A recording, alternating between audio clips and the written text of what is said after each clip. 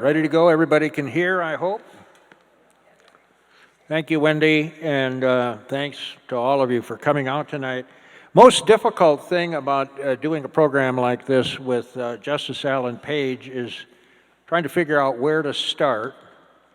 I mean, state Supreme Court justice, education advocate, University of Minnesota regent, children's book author, pro football legend, and we're going to touch on all of those areas, I hope, and we'll also be mixing in your questions. So as we talk here, give some thought to what you want to ask Justice Page.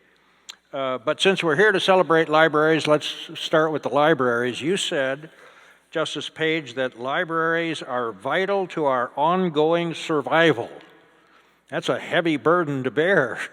Well, but it's true. This is not an alternative fact.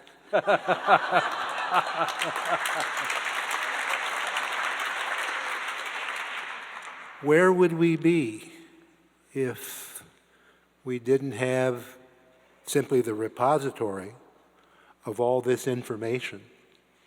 Where would we be if we didn't have systems to get at that information? Where would we be if the people of this state didn't have access to that information? I think we would be in not a very good place. Do people appreciate libraries as much as they should?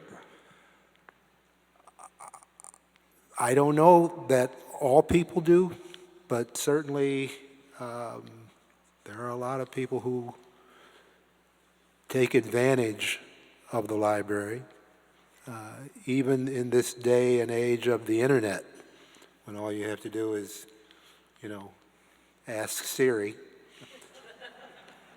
A library is a pretty good resource to have because,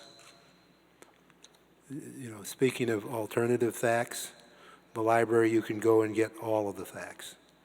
If you know how to use the library, you can satisfy yourself that the information you're getting is grounded in fact, or not, as the case may be. I know in our family, with our kids, we started introducing them to the library. Back then it was the bookmobile, but at a very early age, before they hardly could walk. And it's interesting, our children's children, our grandchildren, now talk about their trips to the library and the books that they get and what they're reading. And these are 2 5-year-olds and 2 soon-to-be 9-year-olds. So I think libraries are pretty important in people's lives. I know I visited the library in Litchfield over the winter. And this was a Saturday morning, and the place was hopping because it's a place for people to come and not only spend time with other people, but have the opportunity to look at books, get questions answered. I think people think they're pretty important. Speaking of things that are important, the Page Education Foundation, 6,500 scholars since 1988, 518 this year, $13 million in grants. Money goes to help students move on to post-secondary, but they have to give back, mentoring young children. From all appearances, just an excellent program, but it hasn't been as successful as you and your wife Diane hoped it would be when you started this. Well, I don't know that we had any idea what we were getting into when we started this, and so I don't know that we had any grand expectations. We are pretty confident today, though, that our paid scholars working with young children in the area of education are creating change and making the future better, not only for themselves and not only for the young people they work with, that they mentor and tutor, but for this community as a whole, this state as a whole, and this nation and world as a whole. We're pretty proud of them.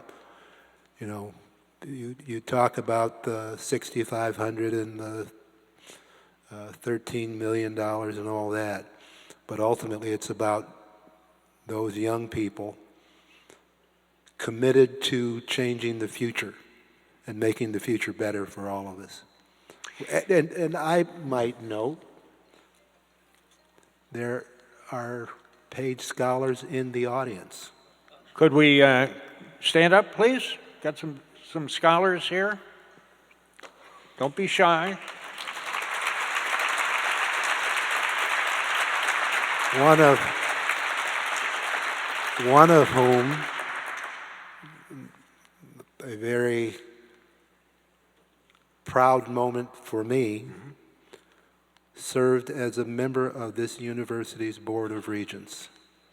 Can you imagine what it must feel like, having been a regent myself, to have a scholar follow in those footsteps? Pretty special stuff.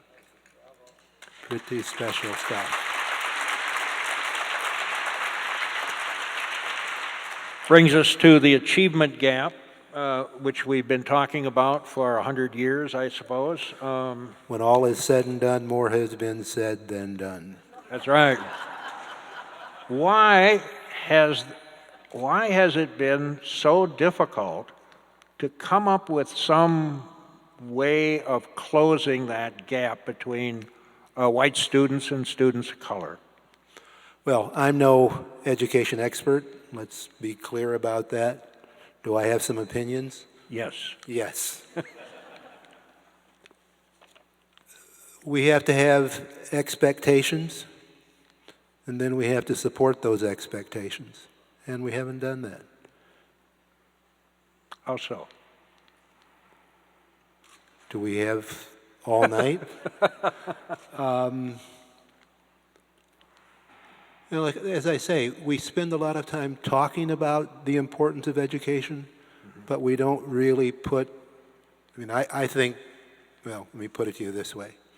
I think the best way to educate children is one school at a time, one classroom at a time, one child at a time. We don't do that. We spend our time sort of teaching to the masses. And maybe there are some efficiencies in that. But we're talking about individual human beings.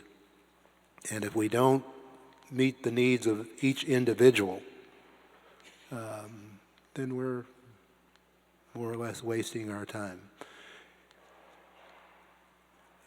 These young people don't need another standardized test to tell them that they're not doing well. They can figure that out on their own.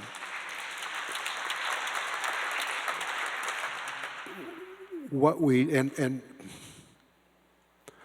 do is we fail, or we have failed, and this, I think, is a relatively recent phenomenon, recent in the last 20, 30 years. We have failed to teach children how to think critically. We teach them lots of information, and we test them on that information.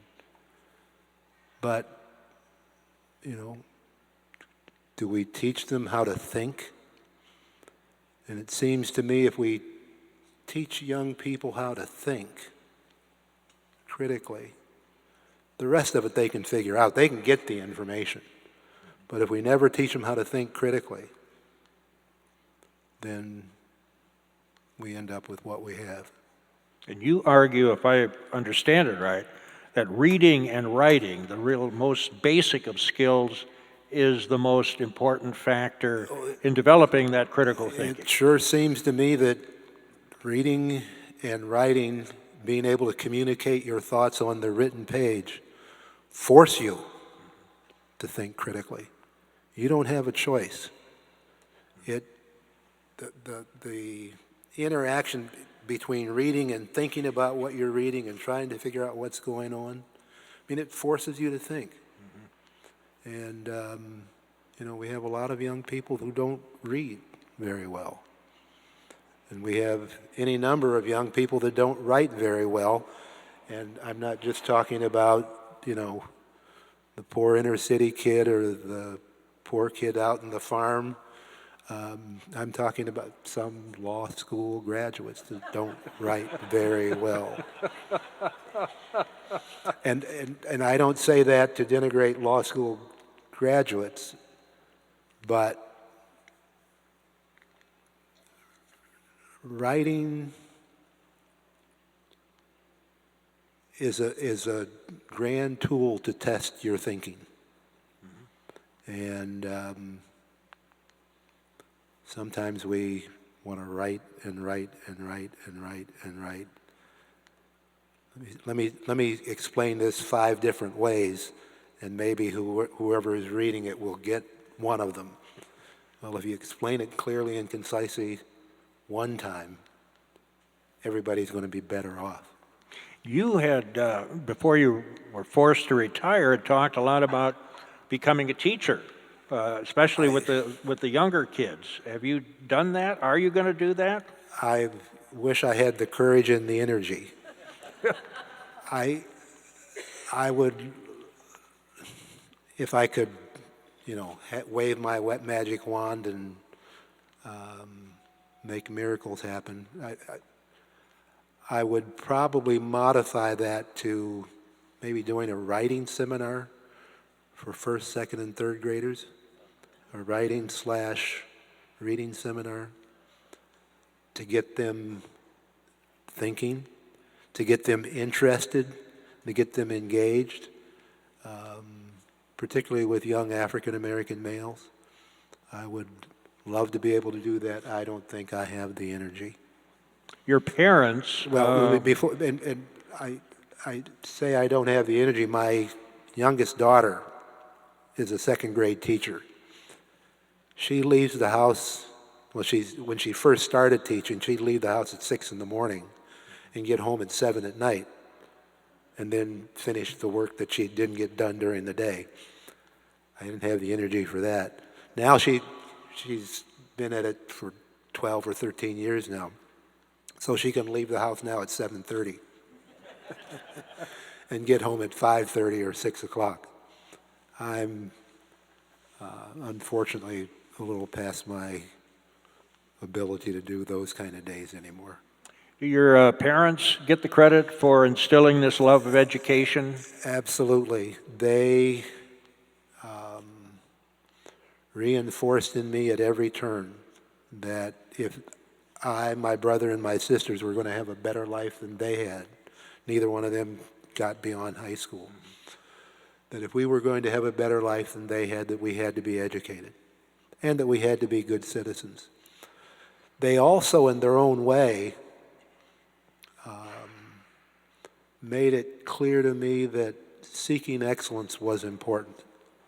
They didn't say it in just that way, but I think that's the point they were making. I can still hear them as we sit here saying, whatever you do in life, do it as well as you can. Not as well as the person next to you can, but as well as you can. If you're going to be a garbage collector, be the best garbage collector you can be. If you're going to be a doctor, be the best doctor you can be. They didn't much care what I did, but they made sure that I understood that if I was going to be fulfilled as a person, then I had to do things as well as I could. And it's interesting, as a professional football player, you see teams go out and, play games. I mean, I played for 15 years. And you come across a lot of players. And most of them were focused on winning. And, you know, if you're focused on that, maybe you'll win, maybe you won't. But you're probably never going to reach your fullest potential, because sometimes you don't have to be very good to win. You know, and sometimes, some days, you can be very good and still lose. And so, sort of riding the roller coaster of who you're playing and what do I have to do to beat them, I never found very satisfying. And I think that comes from what my parents taught me. Go out and play as well as you can. And generally that will take care of the winning and losing. But more importantly, it'll help you fulfill who you are and let you live up to your fullest potential. So you're 13 years old with all the problems that implies, and then your mom dies. Yes. That must have been devastating. It was devastating. It still is devastating. Very, very painful. Not something that you would wish on anybody. I'll leave it at that. When you were 8, 9, 10, 13, whatever, did you want to be a lawyer at that point? Did you want to serve on the Minnesota State Supreme Court? When I don't know that I would have said I wanted to serve on the Minnesota Supreme Court. I don't know what anybody would have thought that I would have, if I was going to be near any court, they'd probably thought I was, you know, the defendant's table and not as counsel. But when I was that age, when people had asked me what I wanted to do when I grew up, I would say I wanted to be a lawyer. Not because I knew what lawyers did or how you became a lawyer, but I'd probably watched too much Perry Mason, heard too many stories about lawyers who drove big fancy cars, made lots of money, didn't work too hard, and played golf every Wednesday afternoon. Typically, somebody like me growing up in Canton, Ohio, if things went really well, I might be able to get a job in a steel mill.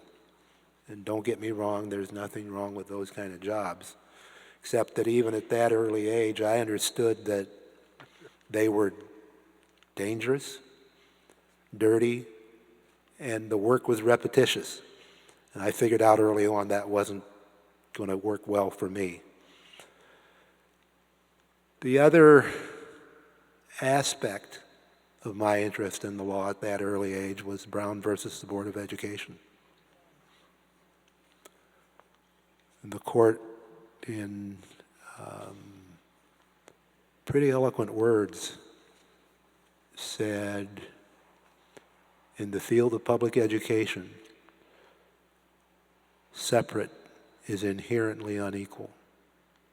This is at a time when, if you were African American, you were a second-class citizen.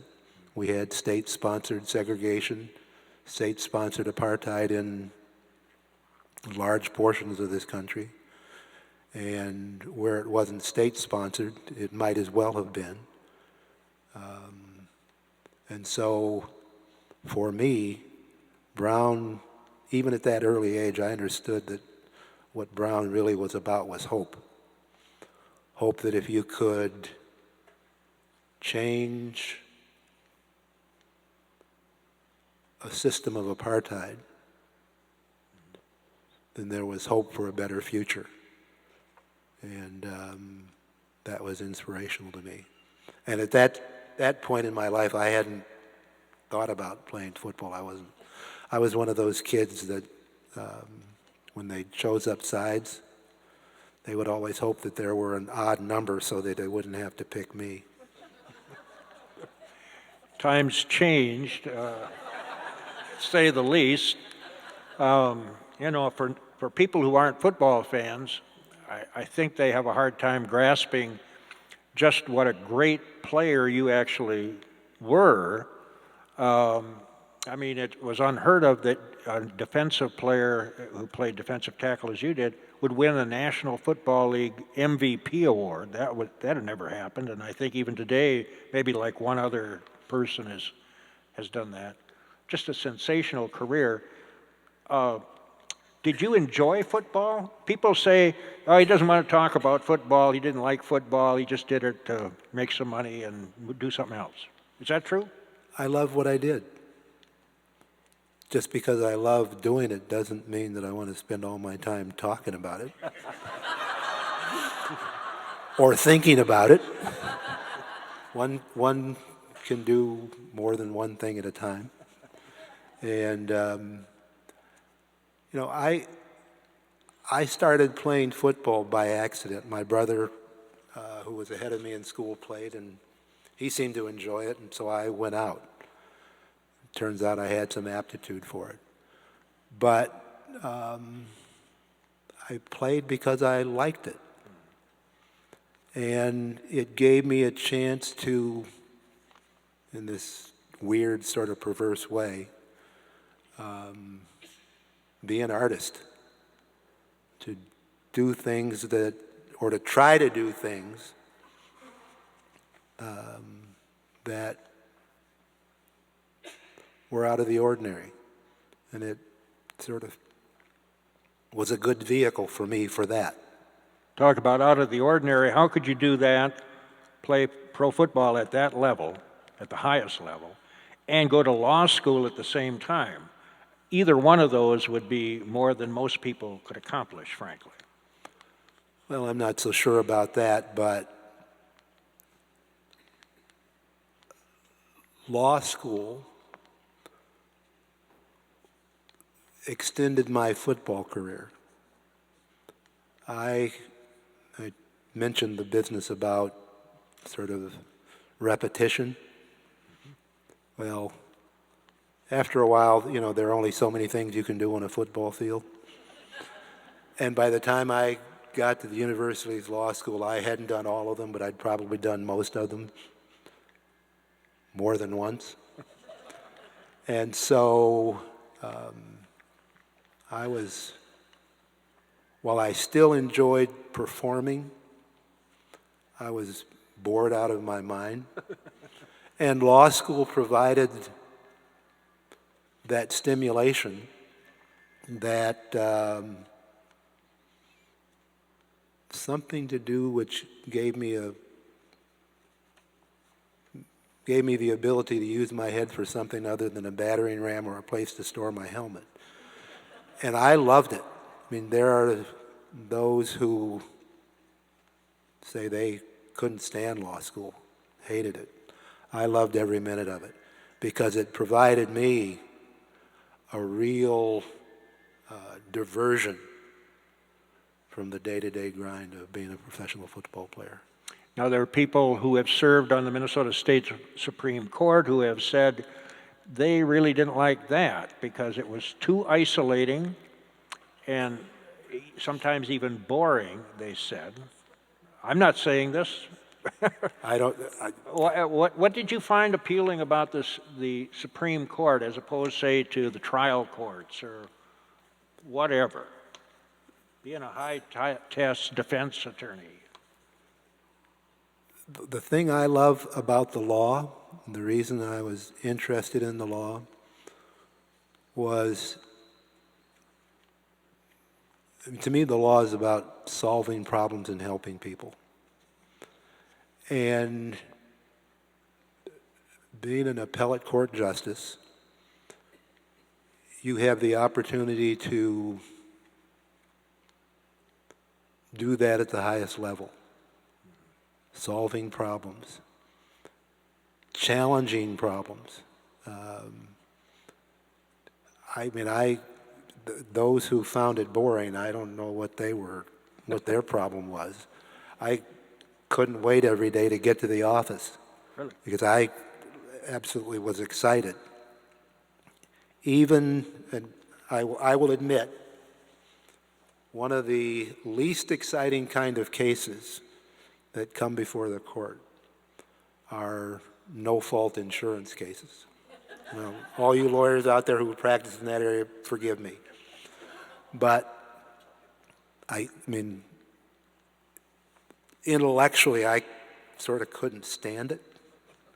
But even in those cases, when you dig into them and try to figure out the meaning of statutory language that oftentimes is inconsistent with itself,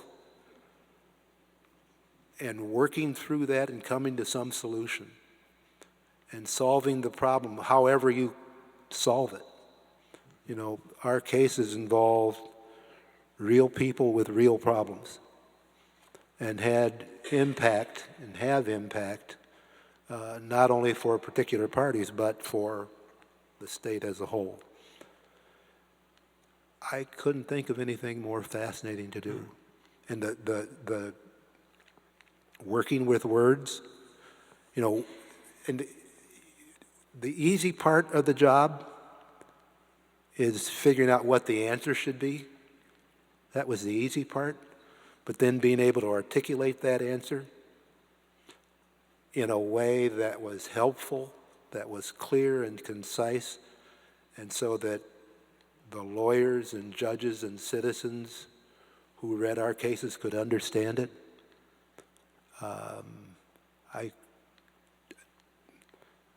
More fun than you can possibly imagine. I can't articulate how much fun it was. Do racial minorities get a fair shake in the Minnesota courts? No. Do they get a fair shake in the courts of any other state? No. Do they get a fair shake in our federal judicial system? No. They are overrepresented dramatically. The court, shortly after I joined the court issued a report from a task force looking at racial bias in our judiciary. And in the context of the criminal law, the report indicated that people of color are stopped more often, arrested more often, charged more often, given higher bail, less fair trials, longer sentences, and the list goes on. Something fundamentally wrong when our system of justice denies particular classes of people equal justice under the law. And the frustration and the difficulty, you know, if you'd say, well, if it's that obvious, why don't you just Fix it. fix it? Well, first of all, courts don't just fix things. We don't just make decisions based on what we'd like to do today. You have to have a case in controversy in front of you. You have to have somebody bring that to you. You can't go looking for it. And the other thing is, we give our judges a great deal of discretion, because we ask them to exercise their judgment. And as an appellate court judge, I'm not in a very good position to second guess that judgment unless there's something obviously wrong, unless they do something that's inconsistent with the law, or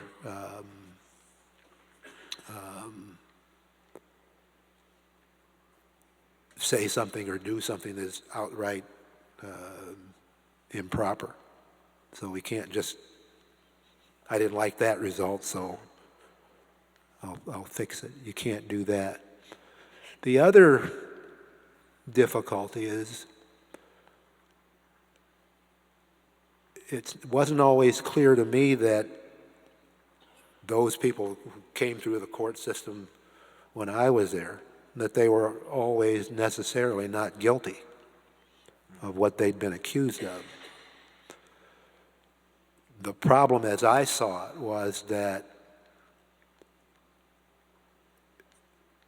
the problem is that I saw was not necessarily the people of color who we did see, but it was the white people we didn't, who were getting the break, who were being treated less harshly. Those people aren't in court, so you can't do anything about them.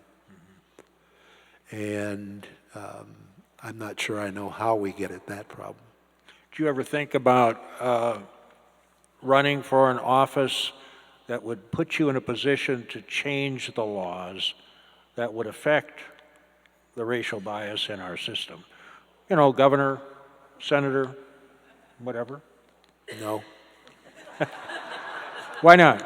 I mean, your name would always pop up. I remember back in the day when an office would open and the Democrats were casting about for a potential candidate, and invariably Alan Page would surface, the name, not the person. Funny how that works.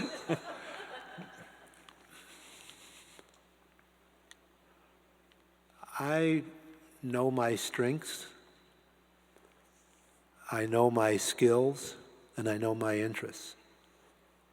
And the work of the Minnesota Supreme Court fit those interests, skills, and abilities in ways that nothing else possibly could.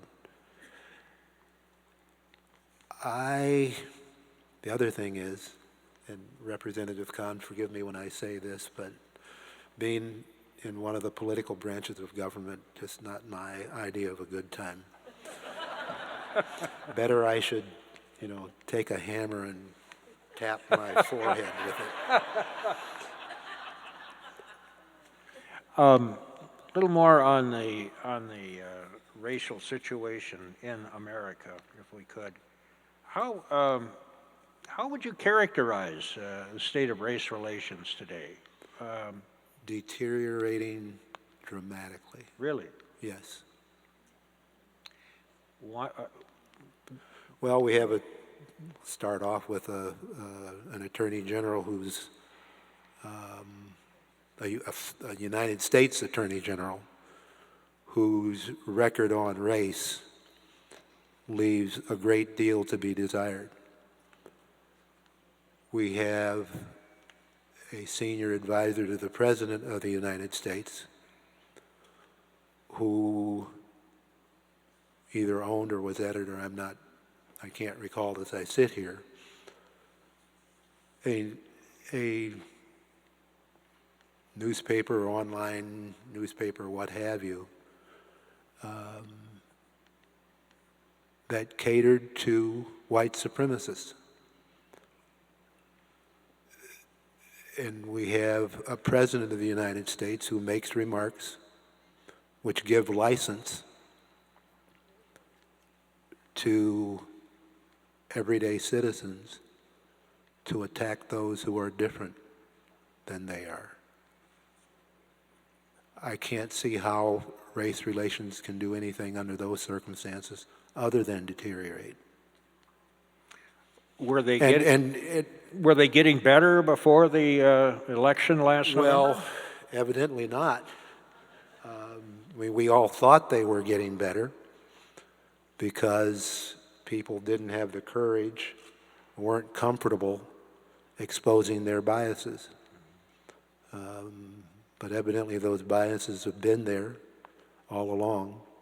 I mean, can you imagine being a student in a school system or in a classroom where a teacher comes into the classroom, you're African American, and the teacher comes in and says something using the N-word? Can you imagine that? That happening? What does that do to you as a human being? And what is it that would make a teacher or a school board member or a government official say something like that in that setting, describing the First Lady of the United States as a gorilla in high heels.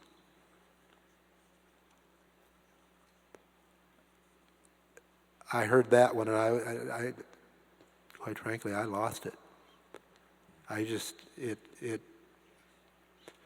It tells me that we have a long way to go. You and your wife have put together a really amazing collection of memorabilia from the Jim Crow era, civil rights, and so on. How did you? What motivated you to get into collecting? Well, it's kind of a long story. Diane was the one who initially got us into it, thinking about having some of my heritage in the house for our children, for them to see. One thing led to another, and the next thing I know, we're living in this, what seems some days like a museum. I see new items and things even today, and we stopped buying 10 years ago. I see stuff today that I had never seen before. But, you know, we wanted to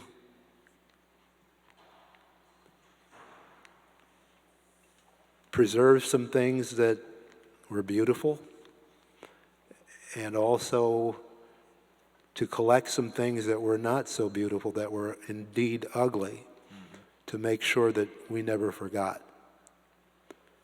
And it was important to me, as it's important to me as a human being, but certainly as a judge, to remember that, and to have physical reminders that we haven't always been fair to all of our citizens. I want to get some audience questions on now. So raise your hand and we'll get a microphone to you so we can make sure we get your question, we can hear your question and get it on the radio. Eventually this program is going to be broadcast on Minnesota Public Radio. So, meanwhile, I want to talk about your new career as a children's book author, including Alan and his perfectly pointy, impossibly perpendicular Pinky. I noticed you struggled saying that. You have to read it, or I do. Alan and his perfectly pointy, impossibly perpendicular Pinky.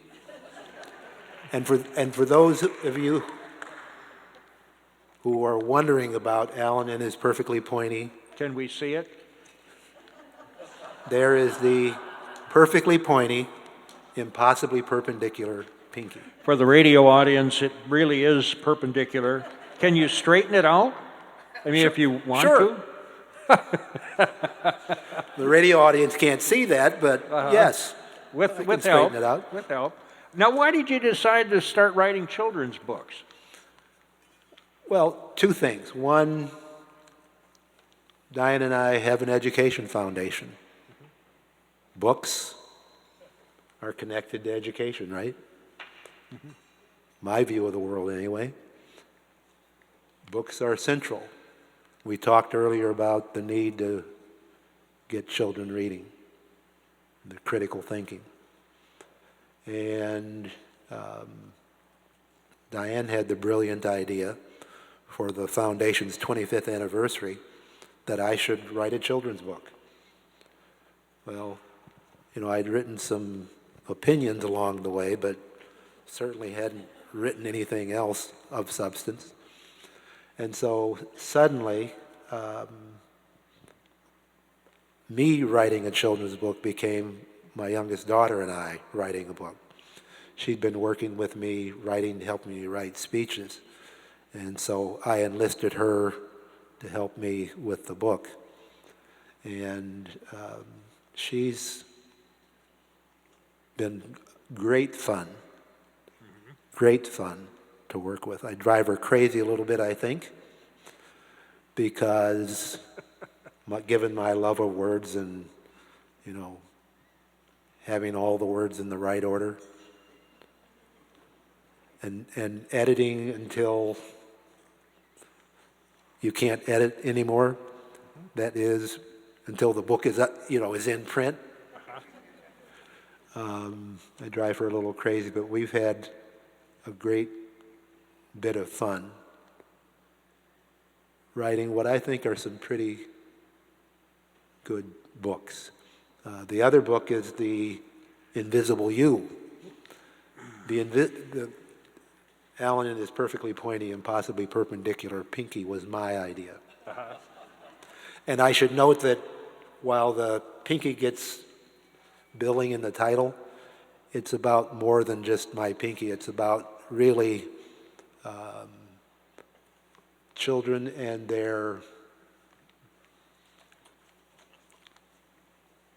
the importance of looking beyond what we see on the surface and allowing children to be themselves and explore.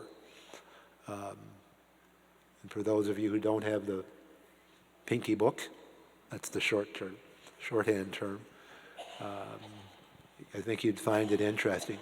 But the second book, The Invisible You, was her idea.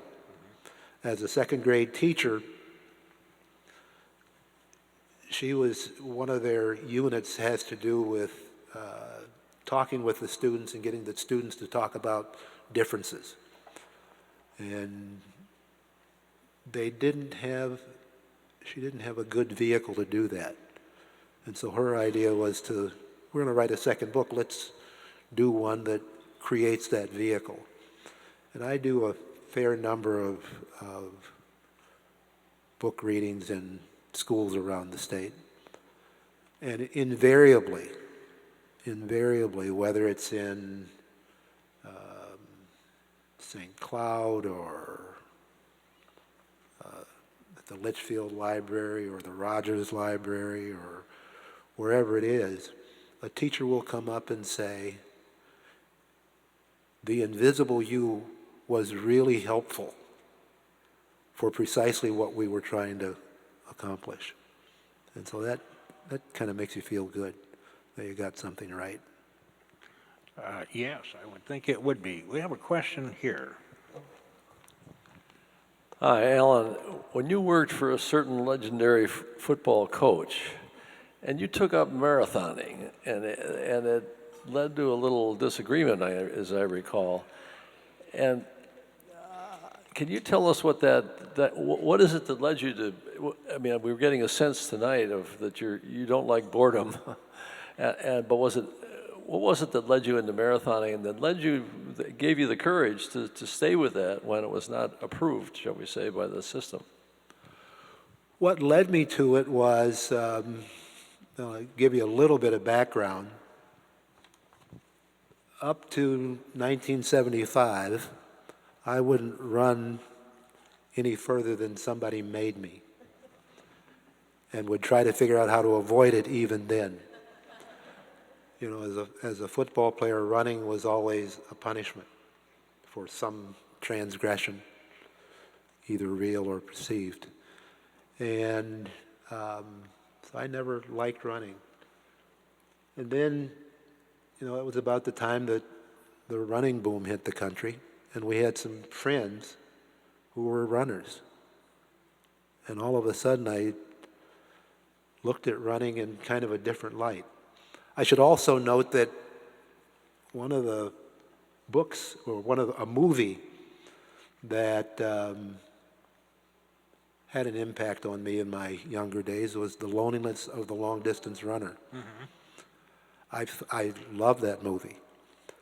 And 1975, the running boom hits. We have these friends that run. And I thought, I think I'll give that a try. And one thing led to another, and the next thing I know, I'm running, a mile, which is a long way, seems like. And then 3 miles, then 5, and then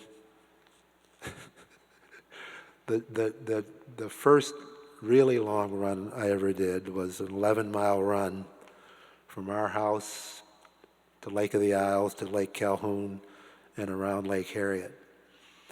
And Diane had started running sometime shortly after I did. And she struggled at first. I mean, when she started, she couldn't make it a quarter of the way around Kenwood Park. And then, she built herself up, and she's running. She got to the point where she could do a mile. And then, by then I was doing 3. I got to the point where I could do 5 or 6, and she was doing 3. And one day, she ran 5.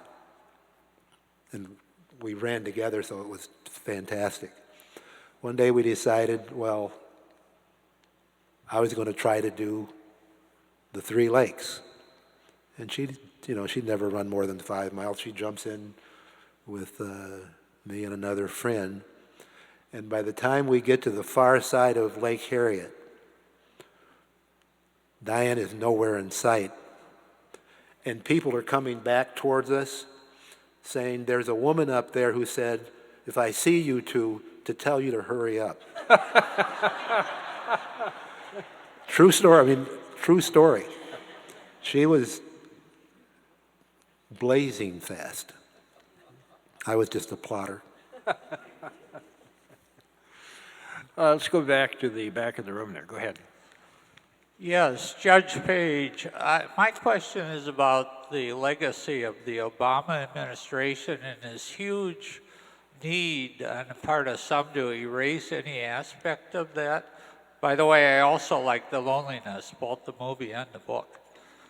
Could you comment about what you think the legacy in the long term will be?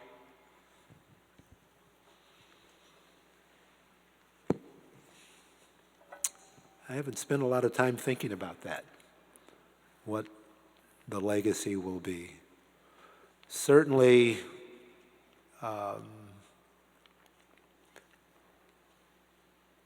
it will be one of class in the sense of a president who could speak to us as a people and recognize that not everybody agreed with him, but that he was the president of all of us. I think another piece of the legacy will be health care. Who knows where it'll end up down the road, but the grand effort to ensure that all of us had the health care that we need, or at least access to it. The legacy of having young African American boys and girls and other children of color look up to somebody who looks like them, who's had some degree of shared experience with what they've experienced. And now with the idea that it's possible.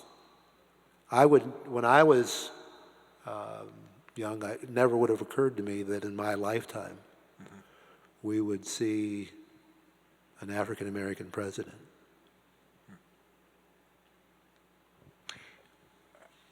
There was, as you well recall, when Barack Obama was elected, the thought was this really was going to move us into a whole new realm of race relations and open up those doors to young children, give them the hope that you can do this sort of thing.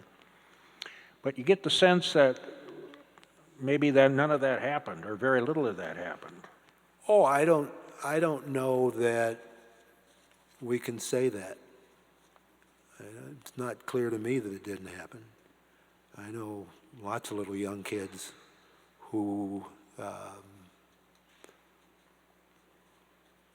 see the former president and say, yeah, that could be me. I can do that. You know, and if you can't see it, if you can't have that vision, then clearly you won't think that it's possible. Now, how it all plays out down the road may be different than what any of us expect, but the importance, I think, of having had Barack Obama as president in the lives of children who are yet unborn is unknown and unknowable, but I think it's going to be tremendous.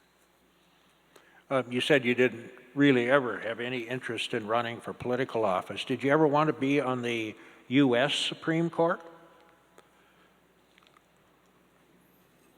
Never spent a lot of time thinking about it. I figured, you know, I've got the best job in the world. Why should I be worrying about that?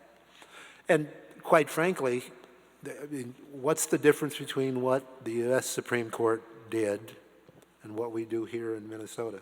You know, they dealt with federal law. And they get to be the last one in line. You know, on issues of state law, we were the end of the line. And as Justice Tomjanovich used to quote some U.S. Supreme Court justice,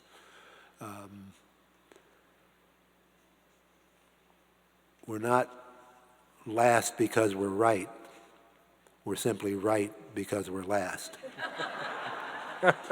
and that's true. And you know, the fact is that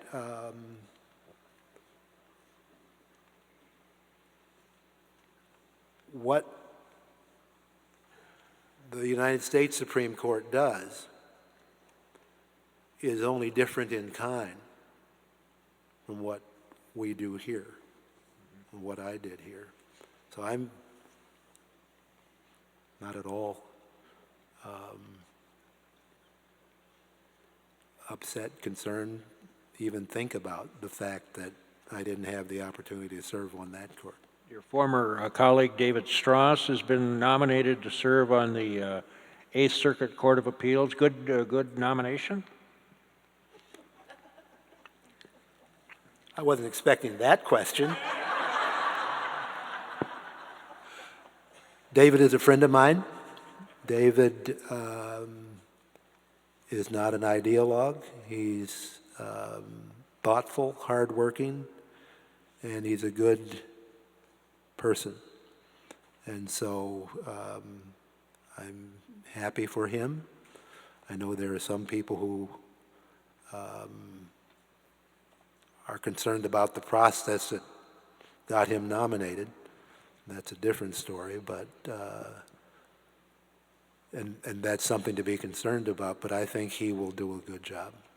Quick question over here, and then we're getting close to having to wrap up, unfortunately. Go ahead. Thinking about this wonderful celebration today and things that you and Gary have said tonight, I was reminded of an ad that's in Foreign Affairs by Harry Truman. It says that not all readers are leaders, but all leaders are readers. Would you care to comment?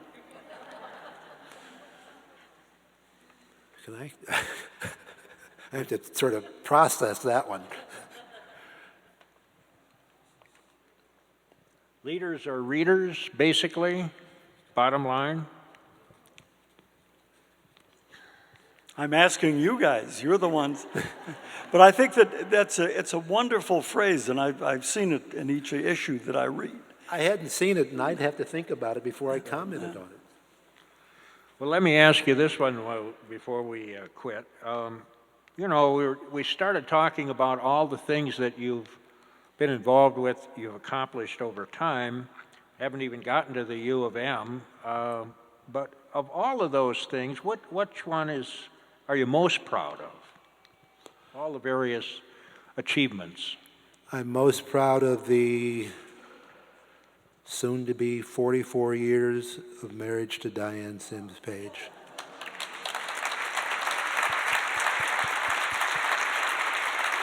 She has supported me, encouraged me, inspired me, and allowed me to be more than what I might otherwise have been. I couldn't ask for more. And how is it that you got on to bow ties? I'm, what, Well, the fact is that, in my early football days, we'd travel and then you'd have to wear a suit and a tie. And the tie was always in the soup. And I don't like that, so I just, and a little bit of rebellion, I suppose, I'll put on a bow tie. And back then they were clip-ons.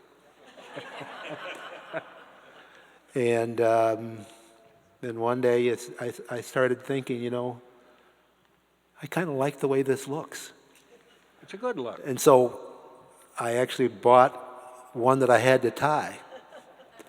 That was a challenge. But then I finally figured that out. And over the years, I can't tell you how many ties I've had. But every one of them has its own personality. And on different days, they tie different ways. Some days they're agreeable and some days they're not. Sometimes they're fun and sometimes they're not. This one was not as agreeable tonight as it was. Now, I've worn this tie, actually the last 3 outings I've had, I've worn the same tie. It's a Page Education Foundation tie. Got to get that last plug in. And tonight, for some reason, it didn't want to cooperate. I mean, I sort of have it in place, but not the way it normally is. And so it's challenging, and it's fun. Keeps you on your toes. Justice Alan Page. Thank you. Thank you, sir. Thank you. This is much fun.